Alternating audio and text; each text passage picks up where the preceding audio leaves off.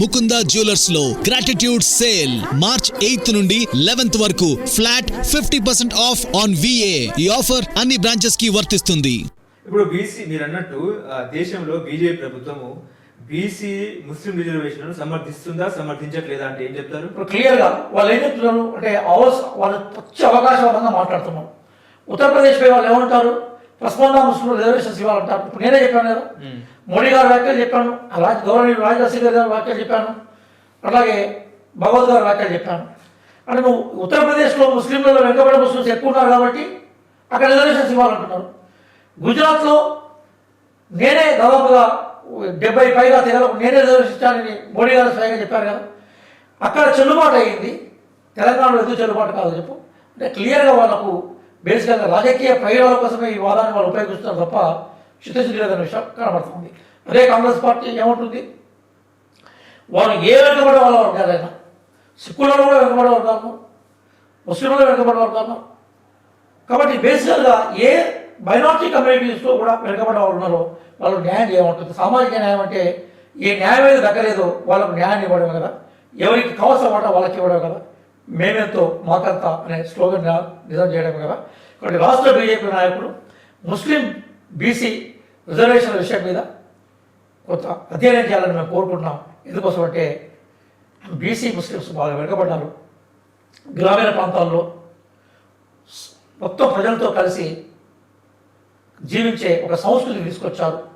భక్తి ఉద్యమం సూఫీజానికి సంబంధించిన ఒక జీవన కొనసాగులు చేస్తున్నారు. కాబట్టి నిజంగా వెనుకబడిన సమూహాలకి న్యాయం జరగాలంటే ముస్లిం సమాజంలో కూడా బీసీలే దాదాపు 80% ఉన్నారు. కాబట్టి రేపు అన్ని పార్టీలు ఇంక్లూడింగ్ కాంగ్రెస్ పార్టీతో సహా బీసీ ముస్లింలకి జనాభా మేరకి న్యాయం చేయాలి, ప్రాతినిధ్యం ఇవ్వాలని నేను కోరుకుంటున్నాను. ఇప్పుడు మీరు అన్నట్టే తెలంగాణలో మీరే పవర్లో ఉన్నారు, ఏపీలో మాత్రం ఎన్డీఏ కూటమి సర్కార్ పవర్లో ఉంది, అధికారంలో ఉన్న పరిస్థితి.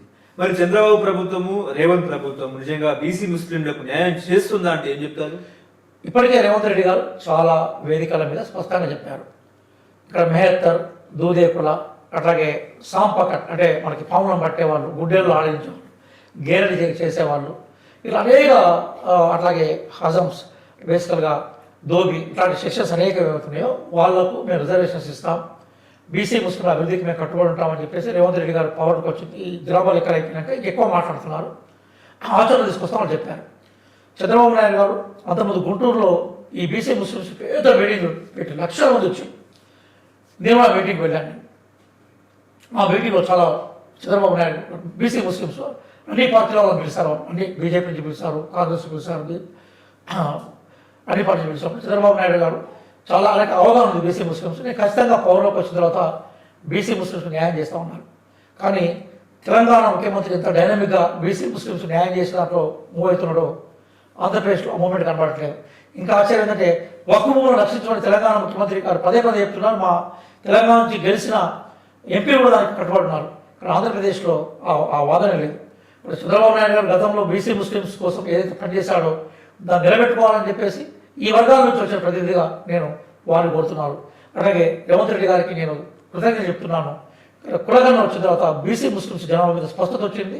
వీళ్ళ అభివృద్ధి కోసం కూడా ప్రభుత్వం పనిచేస్తున్న దాని మీద ఉన్నారు. అట్లాగే పొన్నం ప్రభాకర్ గారు కూడా వెరీ రీసెంట్గా ఈ బీసీ ముస్లిమ్స్కి సంబంధించిన సపరేట్ ఫైనాన్స్ కార్పొరేషన్ పెట్టాలనుకున్నారు. గౌరవ సలహాదారు ఈరోజు మైనార్టీ వైపు నుంచి షబీర్ అలీ గారు కూడా చెప్పారు, రాజ్యాంగబద్ధంగానే వీళ్ళ రిజర్వేషన్ ఉంది, వీళ్ళ అభివృద్ధికి మేము కట్టుబడి ఉంటామన్న విషయాన్ని చెప్పారు. ధన్యవాదాలు.